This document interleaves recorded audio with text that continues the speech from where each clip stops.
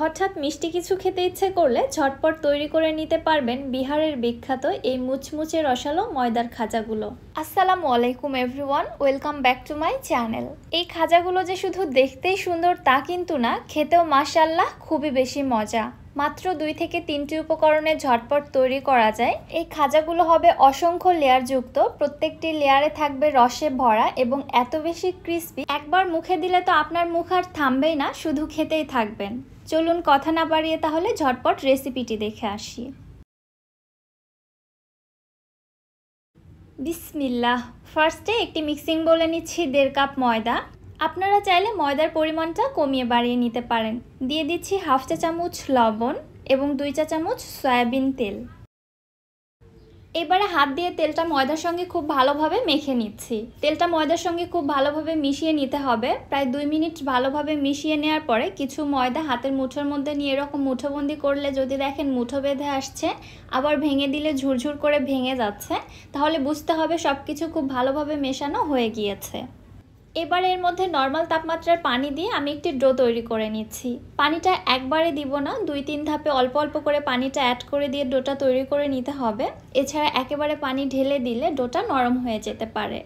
Regular রুটি পরোটা তৈরি করার জন্য আমরা যেরকমটা ডো তৈরি করে থাকি, এই ডোটাও ঠিক সেরকমই হবে। খুব বেশি নরমও হবে না, আবার খুব বেশি শক্তও হবে না। এবার এই ডোটিকে একটি ভেজানো কিচেন টাওয়াল দিয়ে ঢেকে রেস্টে রেখে দিচ্ছি 10 থেকে 15 মিনিটের জন্য। ততক্ষণে আমি বাকি কাজগুলো সেরে নিচ্ছি। এখানে একটি বাটির মধ্যে নিয়েছি 4 টেবিল চামচ কর্নফ্লাওয়ার। এর মধ্যে দিয়ে দিচ্ছি 4 টেবিল চামচ সয়াবিন তেল। এবারে তেল এবং কর্নফ্লাওয়ারটা খুব ভালোভাবে মিশিয়ে নিচ্ছি। এই মিশ্রণটা খুব বেশি পাতলা হবে না, একটু ঘন করে তৈরি করে নিতে হবে। ব্যাটারের ঘনত্বটা ঠিক এরকম হবে, আপনারা একটু দেখে বুঝে নিন। ব্যাটারটা তৈরি করে এক সাইডে রেখে দিচ্ছি। এবার আমি চিনি শিরাটা রেডি করব। চুলায় একটি প্যানের মধ্যে নিয়ে নিচ্ছি 1 কাপ চিনি, সাথে দিয়ে দিচ্ছি 1 কাপ পানি। যে পরিমাণে চিনি নিতে হবে ঠিক সেই পরিমাণেই পানি ব্যবহার করতে হবে, কারণ এই শিরাটা খুব বেশি পাতলাও হবে না, আবার অনেক বেশি ঘনও হবে না। ফ্লেভারের জন্য 2টি সাদা এলাচ ফেটে দিয়েছি। এবারে নেড়ে চেড়ে শিরাটা ফুটে ওঠা পর্যন্ত অপেক্ষা করছি। শিরাটা যখন ফুটে উঠেছে তখন আর বেশি জাল করব না, কিছুক্ষণের মধ্যে চুলা থেকে নামিয়ে ফেলবো। কারণ এই শিরাটা জাল করে ঘন করব না, এটা 1 তার বা 2 তারের শিরা হবে না। জাস্ট চিনিটা মেল্ট হয়ে আসলে চুলা থেকে নামিয়ে ফেলতে হবে। এটাকে নামিয়ে এক সাইডে রেখে দিচ্ছি ঠান্ডা হওয়ার জন্য। এদিকে রেস্টে রাখা ডোটি অলরেডি খুব ভালোভাবে রেস্ট হয়ে গেছে। দেখতে পাচ্ছেন ডোটা কিন্তু আগের তুলনায় আরও বেশি সফট হয়ে এসেছে। আরও কয়েক সেকেন্ড একটু ভালোভাবে মুথে নিচ্ছি। এরপরে ডোটিকে আমি সমান 4টি ভাগে ভাগ করে নিচ্ছি।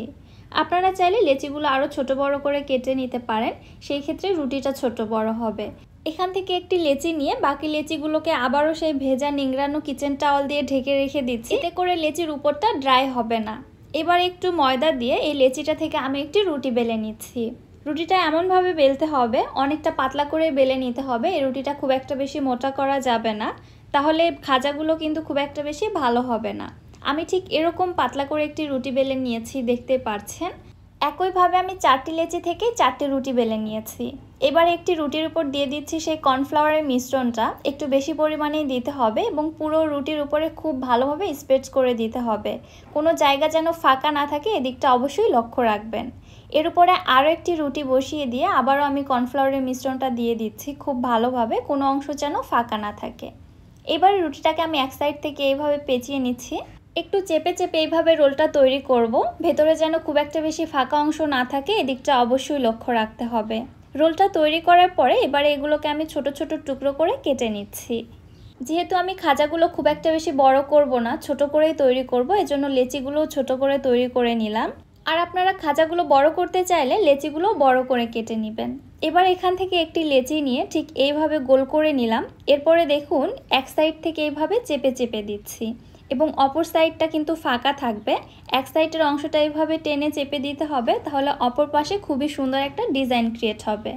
আমি কিভাবে তৈরি করলাম আশা করছি আপনারা বুঝতে পেরেছেন। আপনাদের বোঝার সুবিধার্থে আমি আরও একটি তৈরি করে দেখাচ্ছি। লেচিটা নিয়ে এক পাশটা এইভাবে চেপে দিচ্ছি, আর অপর পাশটা কিন্তু ফাঁকা থাকবে। এরপরে হাতের তালুতে এইভাবে চেপে চেপে একটু বড় করে নিচ্ছি। একইভাবে সবগুলো খাজা তৈরি করার পরে ভেজে নেওয়ার জন্য চলে যাচ্ছি চুলাতে। চুলায় একটি প্যানের মধ্যে পর্যাপ্ত পরিমাণে তেল দিয়েছি। তেলটা যখন হালকা গরম হয়ে এসেছে তখন এর মধ্যে খাজাগুলোকে একে একে দিয়ে দিচ্ছি। একদম হাই হিটে গরম করা তেলের মধ্যে খাজাগুলো দেওয়া যাবে না, তাহলে এগুলোর লেয়ারগুলো কিন্তু খুলতে চাইবে না। অল্প গরম তেলের মধ্যে দিয়ে উল্টে পাল্টে ভেজে নিতে হবে, তাহলে এই লেয়ারগুলো দেখতে পারবেন খুবই সুন্দরভাবে তৈরি হয়ে গেছে। যখন সুন্দর মতো কালার আসা পর্যন্ত ভাজা হয়ে গেছে এবং এগুলো ক্রিস্পি হয়ে গেছে, ওই পর্যায়ে তেল ঝরিয়ে উঠে সঙ্গে সঙ্গে শিরার মধ্যে দিয়ে দিচ্ছি।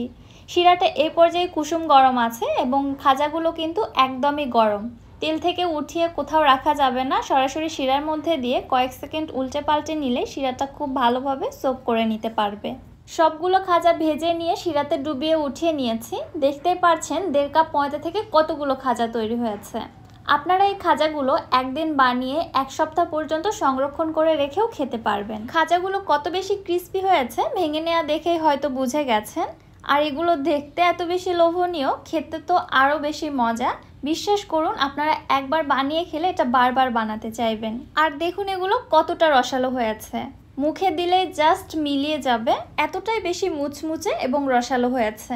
আশা করছি রেসিপিটি আপনাদের কাছে ভালো লেগেছে। ভিডিও কেমন লেগেছে অবশ্যই আমাকে কমেন্ট করে জানাবেন। ভিডিও ভালো লাগলে যারা আমার ইউটিউব চ্যানেল থেকে ভিডিওটি দেখছেন চ্যানেলটি সাবস্ক্রাইব করে দিবেন এবং যারা ফেসবুক পেজ থেকে দেখছেন পেজটিতে অবশ্যই একটি ফলো দিয়ে দিবেন। সো আজকে আর বেশি কথা বাড়াচ্ছি না, আজকের মতো বিদায় নিচ্ছি। আল্লাহ হাফেজ।